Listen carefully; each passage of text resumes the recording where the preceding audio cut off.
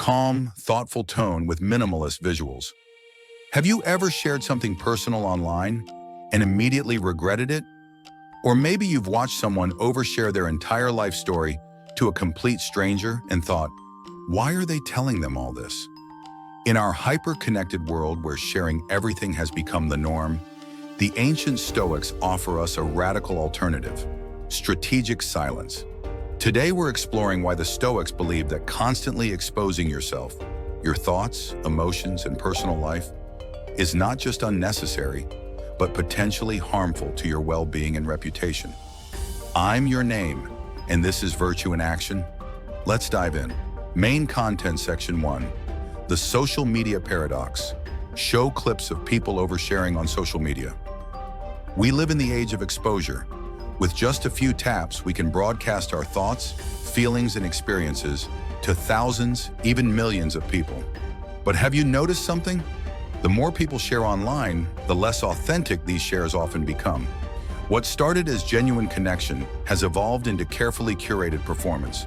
This is exactly what the Stoics warned about over 2,000 years ago. Section 2. The Stoic view on self-exposure. Show images of Marcus Aurelius, Seneca, Epictetus. The Stoic philosophers weren't against communication or honesty, but they did advocate for thoughtful restraint in what we reveal about ourselves.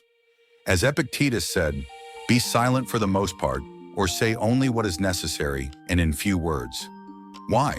Because the Stoics recognized 3 fundamental truths about human nature. Most people don't actually care about your personal business.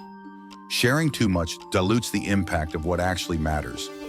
Privacy creates a space where you can think and grow without external judgment. Section 3. The Marcus Aurelius Method. Simple animation showing Marcus writing in his journal. Consider Marcus Aurelius. As Emperor of Rome, he kept a private journal, never intended for publication, where he worked through his thoughts and challenges. These writings became the Meditations, one of history's most profound philosophical works. But during his lifetime, no one saw these reflections. Marcus understood something crucial. True growth happens in private. By processing his thoughts without seeking validation or attention, he developed genuine wisdom rather than performing wisdom. Section 4. The modern application. Show examples of social media versus private reflection. So what would the Stoics advise in today's world? They'd likely suggest, ask yourself, why am I sharing this? If the answer involves seeking validation or attention, reconsider. Process difficult emotions privately first. Share publicly, if necessary, only after you've gained perspective. Remember that your thoughts and feelings are not automatically important just because they're yours. Value depth of connection over breadth. Share meaningful things with few rather than superficial things with many. Section 5. The Power of Reserve. Calm visuals of someone in thought, peaceful scenes. Seneca wrote, "The person who is everywhere is nowhere." When you constantly expose yourself, your opinions, emotions, personal life, you scatter your energy and identity across too many surfaces. The Stoics knew that power comes from reserve. By holding something back, you maintain sovereignty over yourself.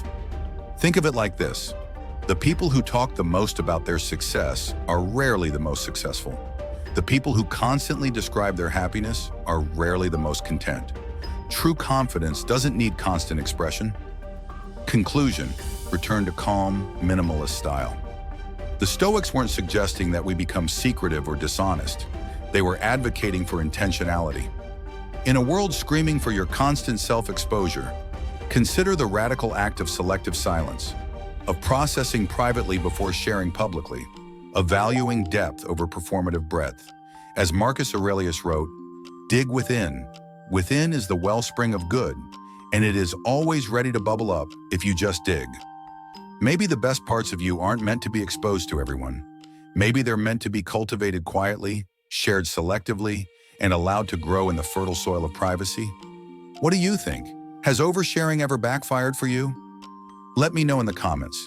If you found value in this perspective, hit that subscribe button and join our philosophical journey. And remember, not every thought deserves an audience. Until next time.